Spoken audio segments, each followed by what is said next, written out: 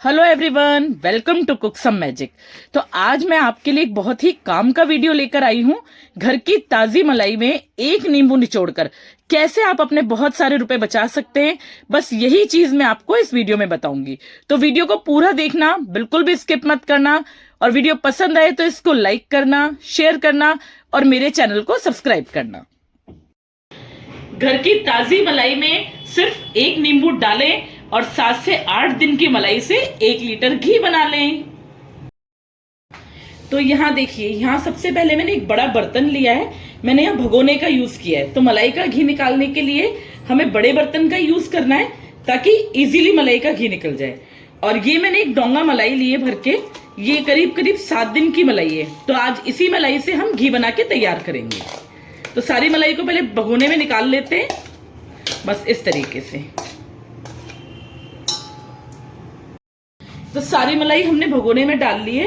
अब एक विस्कर की हेल्प से हम इसको फेंटते हैं। तो इसको हमें अभी 2 से 3 मिनट फेंटना है। पहले मलाई का घी निकालने से पहले मैंने मलाई को सारी को फ्रीजर से बाहर निकाल लिया था, क्योंकि इससे क्या होगा कि मलाई थोड़ी सॉफ्ट पड़ जाएगी। और जब मलाई सॉफ्ट होगी तभी इसमें अच्छे से घी निकलेगा। तो बिल्कुल जो जमी हुई मलाई है उसका घी नहीं निकलेगा। तो इस चीज का ध्यान रखें कि घी निकालने से पहले मलाई को फ्रीजर से बाहर निकाल लें। और एक टिप और है कि मलाई को हमेशा आप फ्रीजर में स्टोर करके रखें। उससे क्या होगा कि मलाई ना बहुत काफी दिन तक ताजा बनी रहती है और इसमें बिल्कुल भी स्मेल नहीं आएगी जब आप घी बनाओगे ना। तो 1 से 1.5 मिनट पहले इसको ऐसे विस्क कर लेते हैं। तो ये देखिए, पूरा 1 मिनट भी नहीं हुआ है मुझे इसको फेंटते हुए, और कितना गाढ़ा सा टेक्सचर हो गया इस मलाई का। बिल्कुल भी इसमें मतलब है ना पतलापन नहीं है। तो इस टाइम पे हम क्या करेंगे, यहाँ एक नींबू लेंगे और इस नींबू का रस हम इस मलाई में डालेंगे। तो ये मैंने रस निकाल के रखा है नींबू का, इसको मलाई में डाल देते हैं। बस इसको डालने के बाद आप देखना कितना बढ़िया मतलब आपका मलाई का घी निकलेगा, एकदम दानेदार, बिल्कुल कलर में एकदम बढ़िया, और बिल्कुल घर का बना हुआ शुद्ध घी निकाल के हम तैयार करेंगे। तो एक बार आप घर की ताजी मलाई में नींबू डाल के देखिए, फिर देखिए मैजिक। तो इस तरीके से नींबू डालने के बाद इसको और थोड़ा फेंट लेते हैं।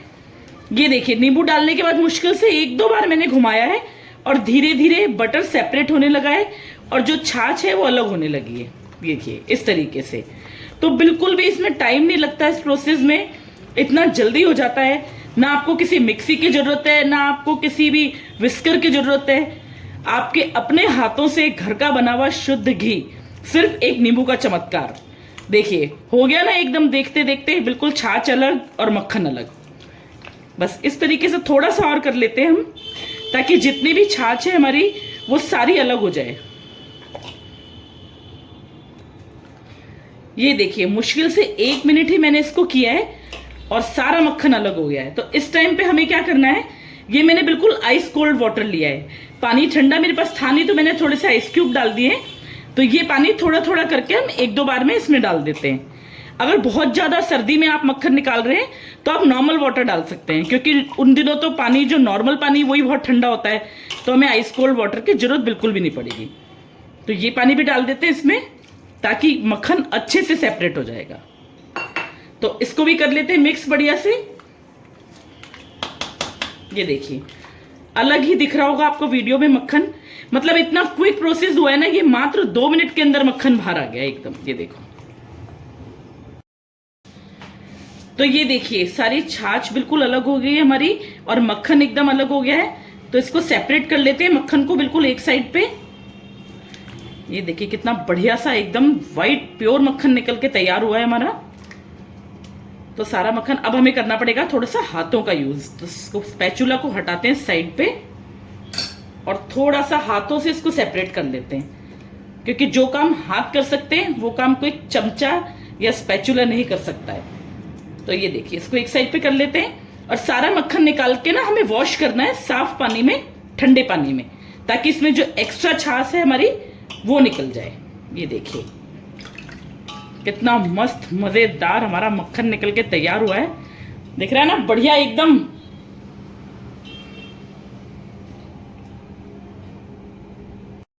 तो ये देखिए, सारा मक्खन हम इस तरीके से ठंडे पानी में डाल देंगे और ठंडे पानी में ना इसको अच्छे से धो के तैयार करेंगे, ताकि जितनी भी एक्स्ट्रा छाछ है वो सारी बाहर आ जाए। क्योंकि अगर इसमें छाछ रह जाएगी ना तो ये थोड़े दिन में स्मेल करने लगेगा, तो आप इसको फिर फ्रिज में नहीं रख सकते, आपको इसको मेल्ट करके घी बनाना पड़ेगा। तो ये देखिए सारा जितना मक्खन था मैंने कढ़ाई में डाल दिया है और इसी कढ़ाई में मेल्ट करके हम इसका घी बनाएंगे। तो चलिए इसको रखते हैं गैस पे। और साथ में एक चीज और बताती हूँ मैं आपको, जो मैंने ये मट्ठा लिया था ना, जो मतलब कि छाछ इसमें से बची थी मक्खन में से, तो इसको बिल्कुल भी वेस्ट नहीं करेंगे, हम इसका भी यूज करेंगे। अब आगे देखते जाइए वीडियो में कि इसका यूज कैसे होगा और इसका यूज करके क्या चीज बनेगी। तो वीडियो को स्किप मत करना, पूरा देखना। तो ये देखिए इस मक्खन वाली कढ़ाई को हमने गैस पे रख दिया है और धीरे धीरे मक्खन जो है मेल्ट होने लगा है। तो जैसे जैसे इसमें घी निकलता जाएगा मैं आपको दिखाती जाऊंगी। बस ये जो मेहनत थी ना हमारी 2 से 3 मिनट की, वो मक्खन निकालने तक की थी। अब इसके बाद क्या है कि धीरे धीरे बस इसको रख दीजिए सिम गैस पे, धीरे धीरे अपने आप सारा घी ऊपर आ जाएगा और उस टाइम में आप अपने किचन के या अपने और भी कोई काम निपटा सकते हैं। तो बिल्कुल भी टाइम टेकिंग प्रोसेस नहीं है, ये थोड़ा सा लेंदी है पर टाइम टेकिंग नहीं है, तो टाइम का अच्छे से आप यूज कर सकते हो। और इस प्रोसेस से अगर आप घी निकालोगे ना तो गैस की भी अच्छी खासी बचत होती है, टाइम की बचत होती है। तो मेरा वीडियो देख के अगर आपको पसंद आए, आपको लगे कि हाँ इस वीडियो में कुछ दम है, मेरे आइडिया में कुछ दम है, तो नेक्स्ट बार जब आप घी निकालोगे ना मलाई से, तो इसी प्रोसेस से निकाल के देखना, आपको सारी चीज पता लग जाएगी। तो चलिए इसको थोड़ा सा अच्छे से और मेल्ट होने देते हैं और घी को रिलीज होने देते हैं। तो यहाँ देखिए जब तक हमारा कढ़ाई में घी बन के तैयार होता है तब तक हमने जो वो छाछ सी थी ना जो मक्खन से निकली थी उसको यहाँ गर्म करने रख दिया है और इससे हम बनाएंगे मजेदार सा छेना। तो ये देखिए इस छाछ में एक बढ़िया सा बॉईल आ गया है। अब इस टाइम पे हम इसमें डालेंगे आधे नींबू का रस और इसको डाल के इसको हमें छेना अलग करना है। बस टोटली मतलब हमें इसको फाड़ना है।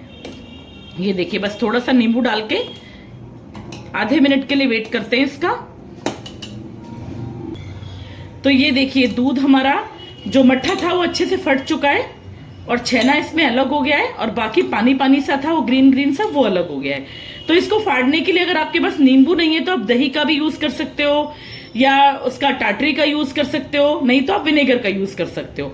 बस मतलब मेन जो मुद्दा है हमारा वो इस पनीर को बनाना है, इस दूध को फाड़ना है। तो चलिए अब इसको अलग कर लेते हैं छेने को एक बार। तो इस छेने को हम सारा एक छन्नी में निकाल लेते हैं और सेपरेट कर लेते हैं बिल्कुल। ये देखिए बस इस तरीके से जितना छेना छेना है वो अलग हो जाएगा और पानी को कर लेते हैं अलग।